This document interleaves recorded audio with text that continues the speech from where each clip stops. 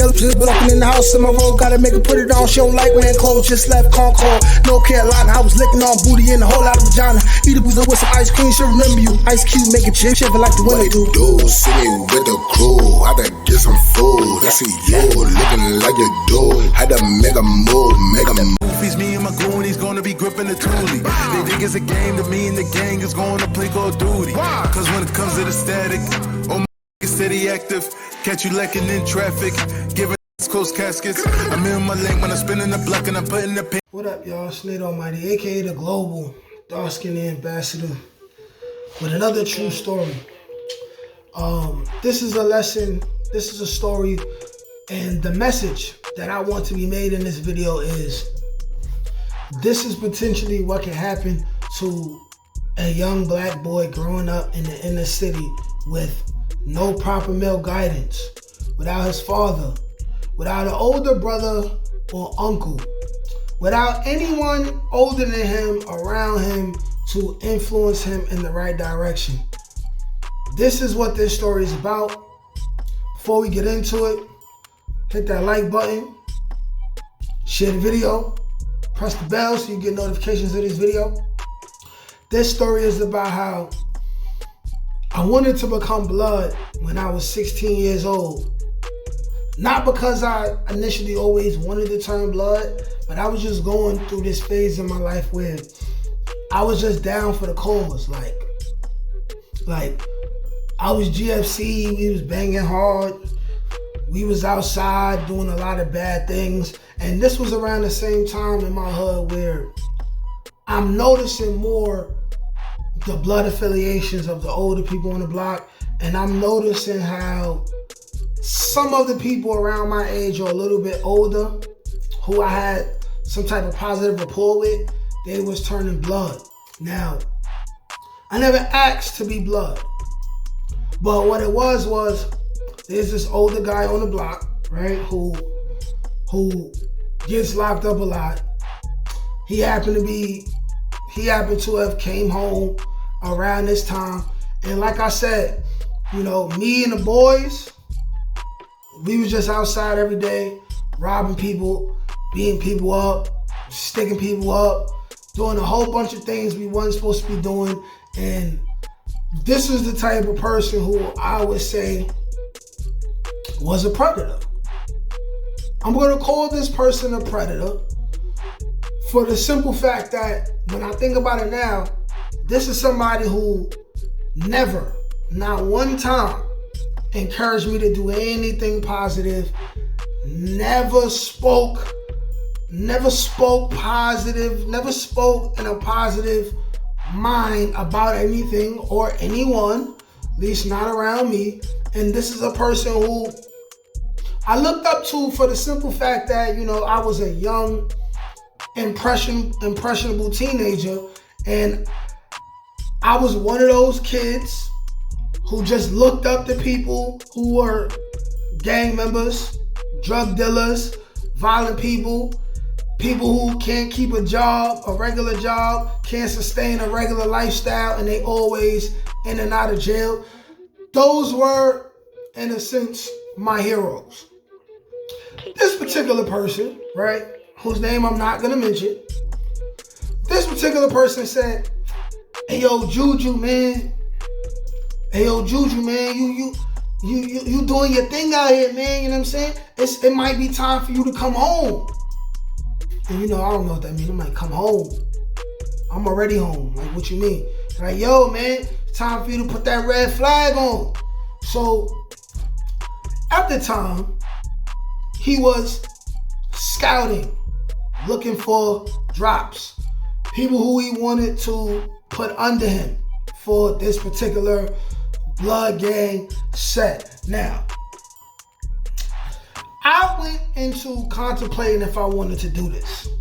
So, before knowing what I was gonna get into, I was like, yeah, you know, like this sound cool. Because being that I was already outside doing bad things, I figured that this wouldn't be no different. But what I began to realize quickly, while I was being scouted for joining this blood set under this particular blood person was that I realized about myself is, yeah, I like to do bad things. I like to do hood rat things, hood booger stuff. But what was fun for me was nobody was ever telling me that I had to do these things. I was playing with guns, but I was never somebody who was shooting at people. Even though I was on my way, I feel like that's one thing Rikers Island saved me from. It sent me to jail before I could really get into that. Because at this point, we was already, playing with guns, walking around with guns, robbing people with guns. A year before that, I had already almost murdered somebody with a gun that I didn't realize, that I forgot was empty. I didn't realize it, and in the heat of a robbery, because that person wasn't cooperating, I put the gun to his chin and I pulled the trigger. That would have been a body. I wouldn't have been here to speak to y'all today. Life would have been over, but like I said, I was being scouted, and what I liked about what was going on at that time is that me and my boys was just random with it. It wasn't nobody who was like in charge of us telling us to do things. Now, when I was considering being blood, this man told me, first red flag. Alright, man, you want to be homie, you want to come home? I'm going to take you to this area of the Bronx, and you got to eat a Latin King nigga food. For those of y'all who don't know what that means, eating somebody food, that means you taking a razor blade or a box cutter, which has a razor blade, or just a really sharp knife, and you're going to slice a person's face. I had to slice a Latin King face, which is ironic because I guess they supposed to be rivals of bloods at any given point in time. But what I know from this man, and plus the area that we live in, we never had no issues with Latin Kings. We never had issues with Latin Kings. There was never a high enough number of Latin Kings even around. There really virtually was no Latin Kings in our area. You know what I'm saying? So that's the first red flag. You wanted me to go and attack somebody who I don't know, put a physical mark on their face forever. Now, don't get me wrong. I put in some work with the blade in my past, but this is me deciding that this is what I want to do. Not because I'm being told to do something, just because it feels like I want to be down with a bunch of men. I would never be a good blood because I think for myself too much. I don't like to take orders. You know what I'm saying? This is a thing that just always with me. I don't take orders correctly. I'm always gonna think of myself. If it's things going on the block, and you trying to tell me I need to harm somebody else who I know and grew up with, I'm the person who's gonna be like, yeah, sure. And then I'm the person who's gonna go and try to bring these two people together to figure out a solution because we all supposed to be family. Clique affiliations, different gang affiliations, that don't mean nothing. We knew each other from the sandbox, which was another issue that I had in regards to this older person on the block and another older person in a future situation way after Rikers Island, right? But that's the first thing. We like, yo, listen, you gonna eat the Latin King food and then I'm gonna put you down. Another thing that I can respect, I guess, if one chooses to go through it, but it don't make sense to me, is the whole you get jumped for a certain amount of seconds to be a blood or a crip or anything like that. I mean, that's stupid to me. Now, if you watching this right now and you went through that and you somebody who never had it, you stay loyal to the soil, you somebody who you stood tall when you got arrested and all that, I can respect it, but I never felt like it made sense for me to get my ass beat just to then be depressed. I mean, not depressed, but oppressed basically from a big homie for the rest of my life.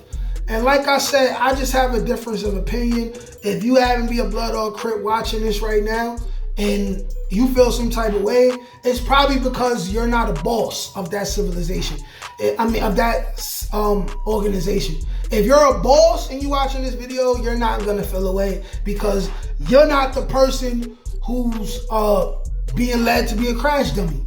You're the person either leading the crash dummies, or you're the person who you made it the OG status because you put in enough work and you just content there. Your spot is solidified. You don't got to do the extra riffraff. You know what I'm saying?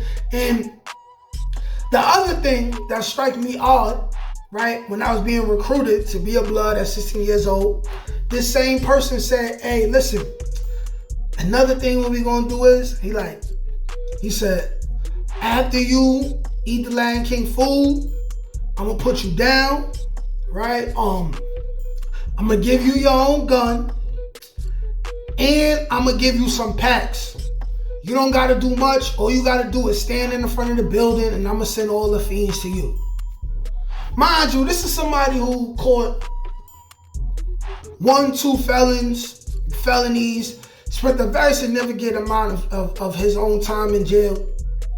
And me thinking in hindsight, this is somebody who who did not care about me, wanted a reason to have some type of attachment to me, wanted me to believe in the cause, believe in the brotherhood, right? Just so basically I could be a drug mule for this person, just so I could hold packs, sell drugs for this person, and get 30, luckily, out of a 70-30 split of 100. And if I went to jail, I would be trusted to not snitch and hold it down. That right there was funny to me also while I was being scouted, right? Because you see, drug dealing ain't never really been my thing. There's no excitement in that. That's strict paranoia. I mean, if you sell weed, it's more, you able to move around more. Weed is more of a social drug. You know what I'm saying? You can be more comfortable with weed, especially now, being that it's legal in a lot of places and it's universal. But when you 16 years old and the older person who acting like they care about you and they love you, they telling you to just stand in one place, look out for police, and you selling thousands of dollars worth of crack and heroin, this is clearly a person who does not care about me. Now, in the middle of this process of me being scouted, right, and me having talks with this person, I end up first of all, turning 17, and 2-3 weeks after my birthday, I end up catching a charge that led me to Rikers Island. Now, by the time I got to Rikers Island, I seen everything that was going on. I seen how the Bloods was moving and the Crips was moving, and how all the gang members was moving, and how they basically did not have no respect for the new people joining the cell or the people that's under them. And I decided I was never meant to be a Blood. You know what I'm saying? And respectfully, because don't get me wrong, I know this ain't going on. I know every big homie or every Blood with status is not doing this to younger people. I know that. But this is on the very, very large percentage of the people who are doing this. And as a father, this is why I say, men, it's important for us to be in our son's business, our little brother's business, even our older brother's business, our nephew's business. It's important for us to be in the business of the younger men and the best friends that we have in this world, because they could be like how I was, and at any moment could have made a choice that would have altered the rest of my life very severely. Because I'm not gonna lie, I feel sad for my brothers who I run into them and their whole identity is the gang that they rep. And this is not just Blood or Crip. This is if you OGs from calling, if you're YG, if you OY, if you GD, BD, it's cool, I guess, if you want to be a part of these organizations. But for that to be your only identity, for that to be your life, and we all know the violence and the negative impact that these organizations, for the most part, not all, for all you sensitive niggas out there that think I'm just talking about everybody because you know a couple people who are positive people that's part of your gang. We not talking about them. We talking about the majority. We talking about the 80, 90%. Right? When you know the negativity that comes, I feel sorry for the brothers who every single day you live, eat, and breathe just your gang set, and that's the number one thing in your life over your family, over your morals, just over your own life, over your sense of self. You know, I was almost totally led astray, right, by somebody who never cared about me, never cared about my friends. I have a couple friends who are under this person right now in this particular game. This is somebody who never once said, hey, Julius, read this book. Read a book. Hey, Julius, your mother be worried about you, man. Stop. Relax out here in these streets. This is somebody who never said anything positive to me in my life, but at some point when I was young, I looked up to this person like this person was somebody, when really he wasn't.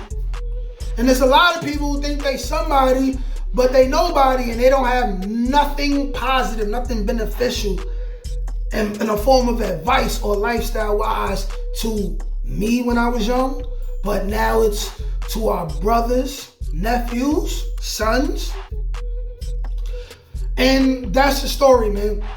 Moral of the story is, cherish your loved ones. Be in all the business of your relatives, your younger relatives, and try to steer them in the right direction, as I've always done. I even been on the block saying positive things to the younger brothers and the older brothers. I'm not going to say brothers because you don't do this with your brother. The older dudes is like, hey, yo, Julius, shut up with all that. Nobody want to hear that. And that's the reason why, you know, a lot of these people I don't speak to no more after I moved. And I hope to never see again. Like, share, comment, subscribe. Peace.